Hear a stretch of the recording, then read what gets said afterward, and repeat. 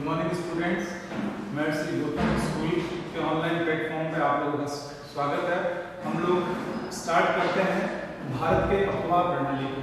सबसे पहले ये चीज आती है कि अफवाह कहते किसे हैं या अफवाह प्रणाली क्या होती है।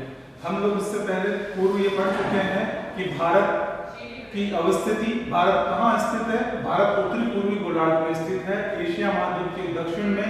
अपने आप में भारत की ऐसी स्थिति है कि ये एक उपमहाद्वीप के रूप में दिखाई देता है। फिर इसके बाद हमने ये पढ़ा भारत को मुख्य रूप से 5 भौतिक प्रदेशों में विभाजित किया गया है। अब हम शुरू कर रहे हैं अफवाह प्रणाली, यानी वहां का क्या है, drainage system. Drainage system, India का जो ड्रेनेज सिस्टम है वो किस प्रकार का है और किस तरह से हमने इसको 2 भागों में विभाजित किया। सबसे पहली चीज ये आती है अफवाह। अफवाह क्या होता है, किसी नदी का या प्रवाह प्रणाली का एक निश्चित दिशा में बहना, यानी रिवर या वाटर का जो फ्लोइंग सिस्टम है वो पर्टिकुलर किसी वे में जो निकलता है उसे कहते हैं ड्रेनेज।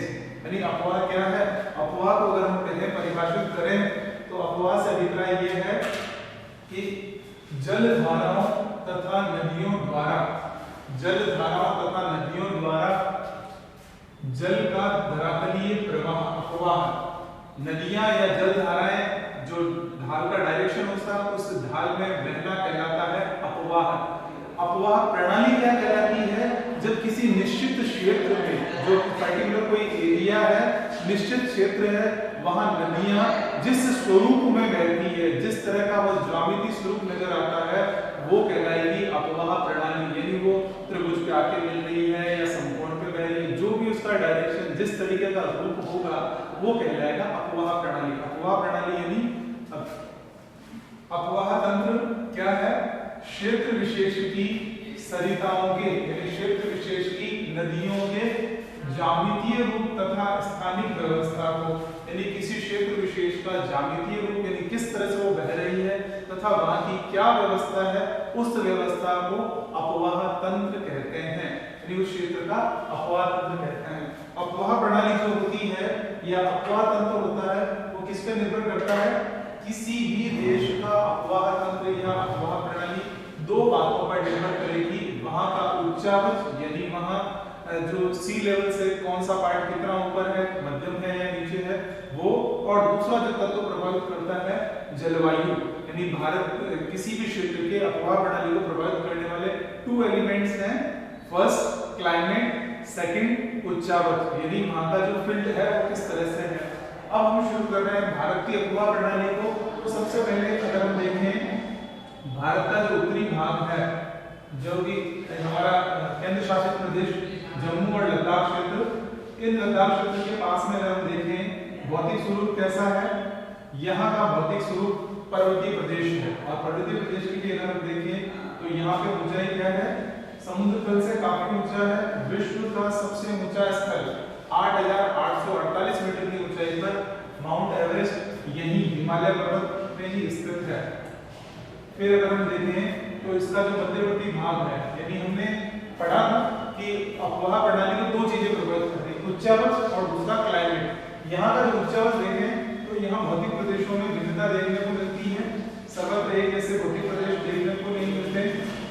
यहाँ इन्हें देखा जाए तो उत्तर में पर्वतीय प्रदेश जो कि यहाँ पूरा स्तर पर फैला है, 7 सिस्टर्स एरिया है।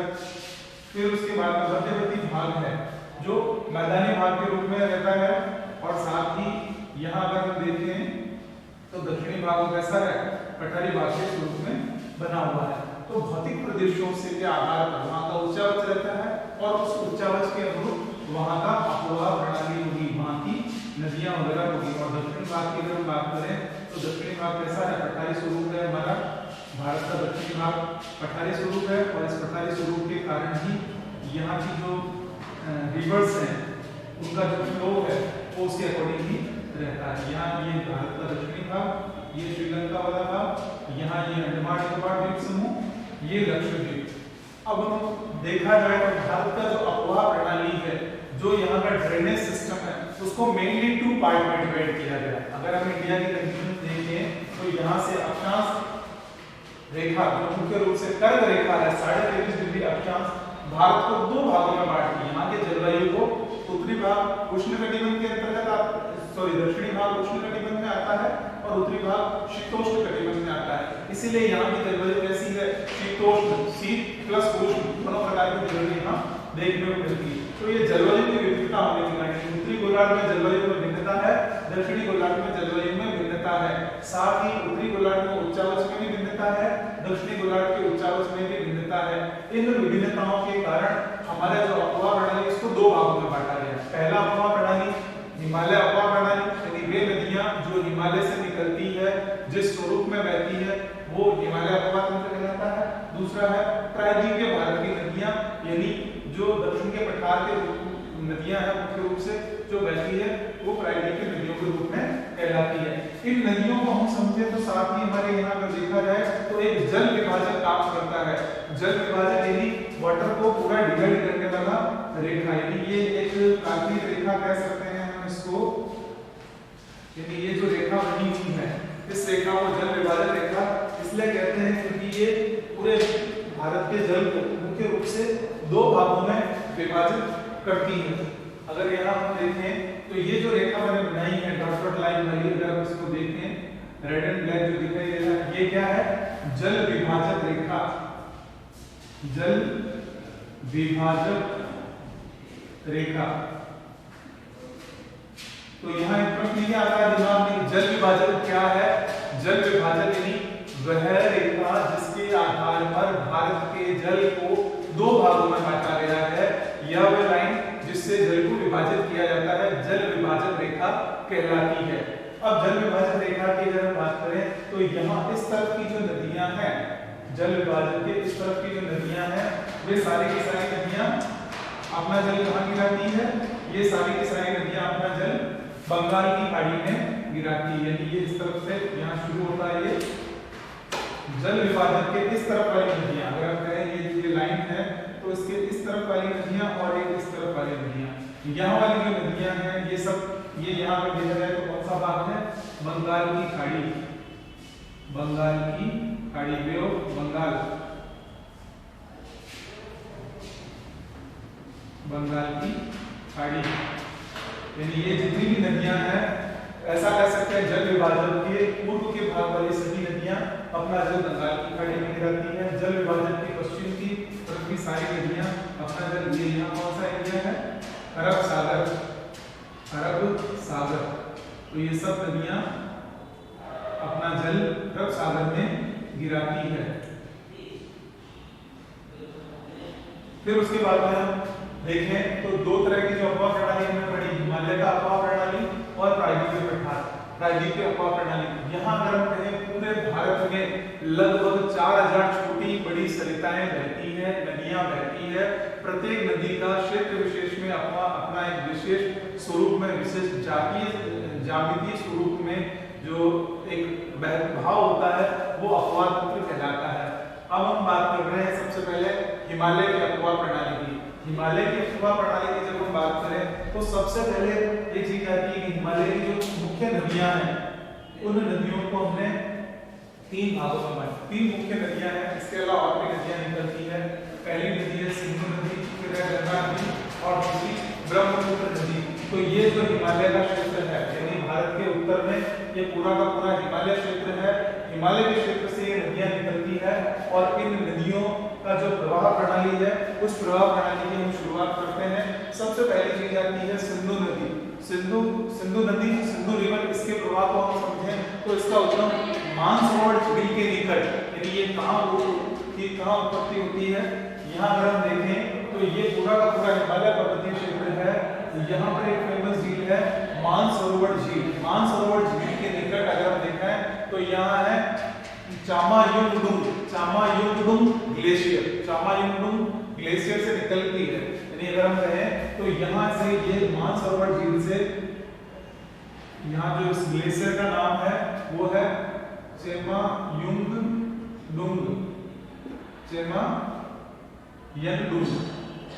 थोड़ा सा नाम अजीब सा लग रहा है, लेकिन ये हमें इसलिए याद करना पड़ेगा कि एग्जाम में जब हम व्याख्या करते हैं तो हमें उसके मेन पॉइंट्स याद होने चाहिए और आसानी से याद हो जाए।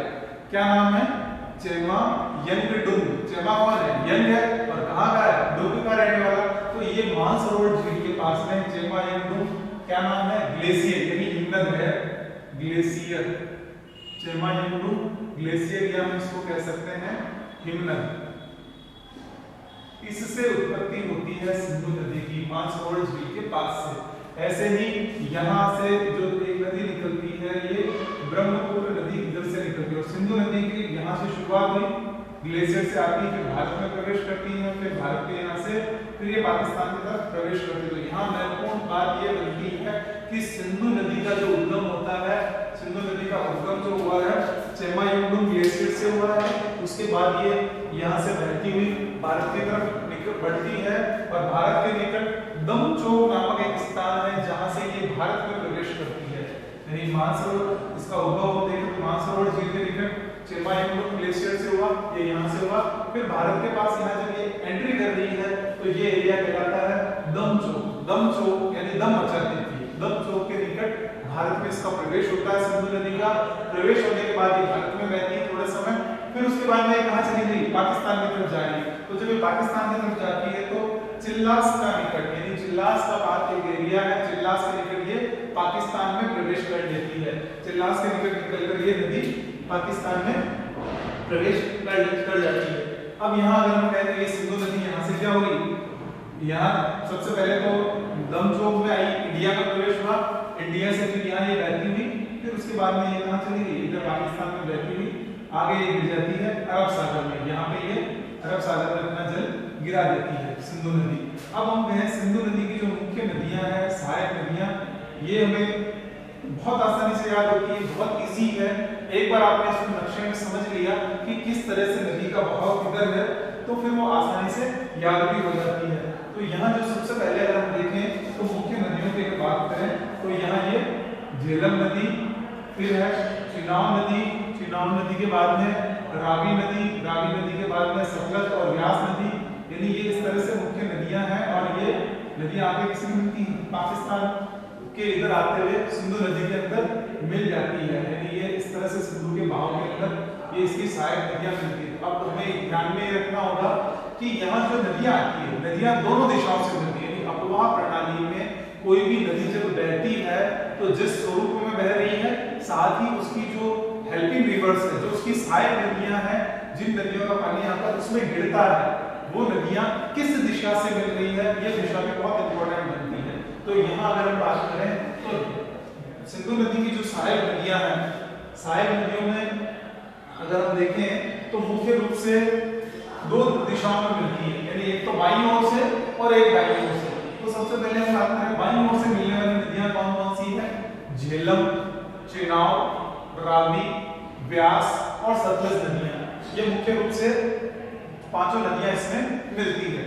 अब इन नदियों की अगर हम बात करें तो सबसे पहले झेलम नदी, ये यहाँ से इधर निकलती है और जम्मू कश्मीर में बहती है। यहाँ एक फेमस बड़ी झील बनी हुई है झेलम झील।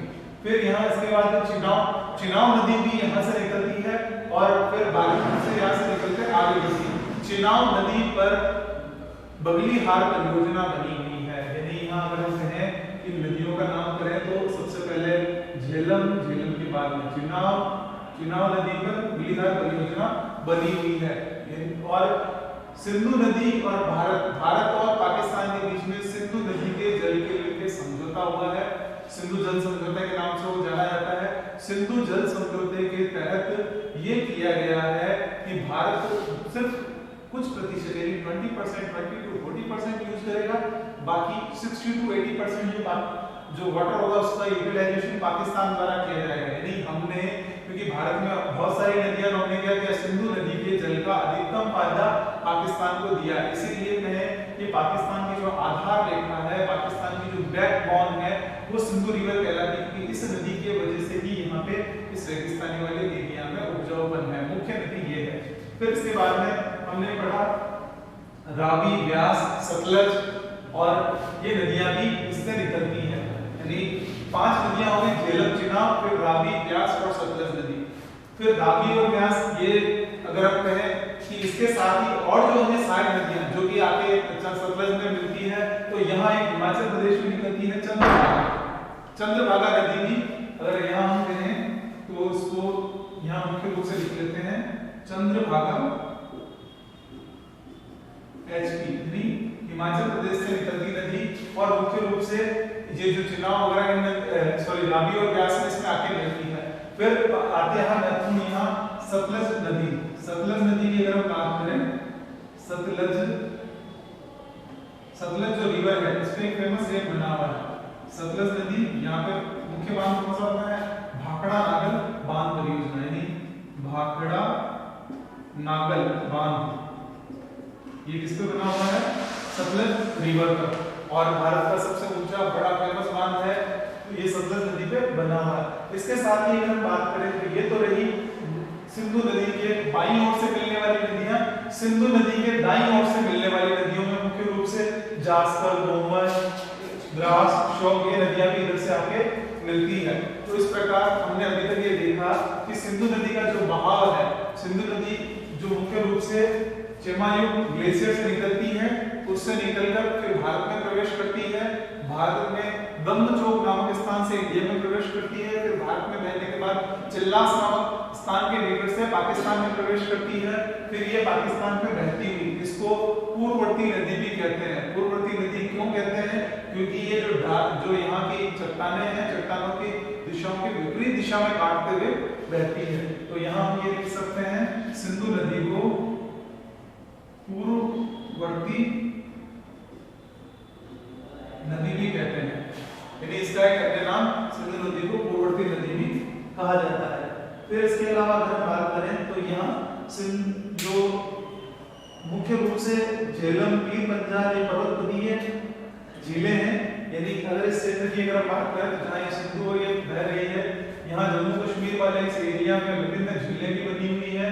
और अगर हम कहें यहाँ उच्चावच, क्योंकि उच्चावच कैसा है, समुद्र तल से बहुत अधिक ऊंचाई पे है, तो यहाँ ग्लेशियर होने के कारण, यानी जब वर्षा होती है तो या तो हिम के रूप में होगी, तो वो वर्षा के रूप हिम के रूप में जब बर्फबारी होती है तो यहाँ पूरे पूरे ग्लेशियर ढक जाते हैं बर्फ से, और फिर धीरे धीरे क्या होता है, ये ग्लेशियर पिघलते हुए नीचे आते हैं और एक हिम रेखा, आइस लाइन, जैसे हमने पढ़ी जल विभाजन रेखा, ऐसे कैसे हिम रेखा होती है। हिम रेखा यानी वह रेखा जिसके ऊपर हमेशा तापमान अधिक रहने के कारण उस रेखा के ऊपर वाला भाग जो जल है वो हिम के रूप में जमा रहता है, वो हिम रेखा कहलाती है।